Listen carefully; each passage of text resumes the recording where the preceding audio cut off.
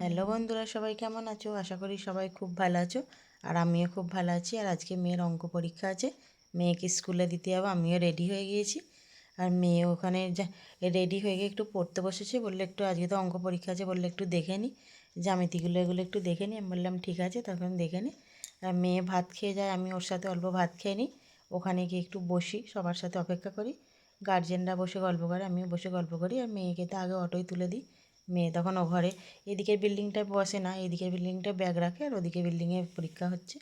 আর ও তো বেশিরভাগ সব চলেই এসেছিলো। মেয়ের আজকে একটু লেট হয়ে গেছে, আর আমারও একটু লেট হয়ে গেছে আসতে। টোটো পাইনি, আমার দুটো টোটো চেঞ্জ করে আসতে হয়। মেয়ে একটা অটোতেই চলে আসে, ওই জন্য আগে এসে যায়। তারপর মেয়ের সাথে দেখা হয়েছে।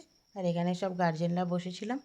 আর আজকে এত হাওয়া দিচ্ছে, আজকে আর চাদরটা নিয়ে যাইনি। ভাবছিলাম চাদর নেবো না, যে বেলার দিকটা রোদ্দুর হয়ে যায়, গরম লাগে, চাদরটা নিয়ে নিই। সবাই দেখলাম সোয়েটার পরে এসছে, কিন্তু এত ঠান্ডা লাগছিল।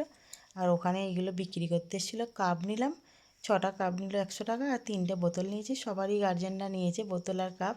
আর মেয়ের জন্য আর জায়ের নাতির জন্য একটা করে এই চকলেটগুলো নিয়ে এসেছি, ছাতা চকলেট। এর মধ্যে সেই চকলেট আছে, বেশ খুব সুন্দর দেখতে, আমরা তখন ছোটোবেলায় খেতাম। আর মেয়েকে এনে দিলাম, মেয়েও খুব খুশি হলো। বললো দাঁড়াও আমি এটা খুলছি, তুমি দেখো কেমন কী আছে।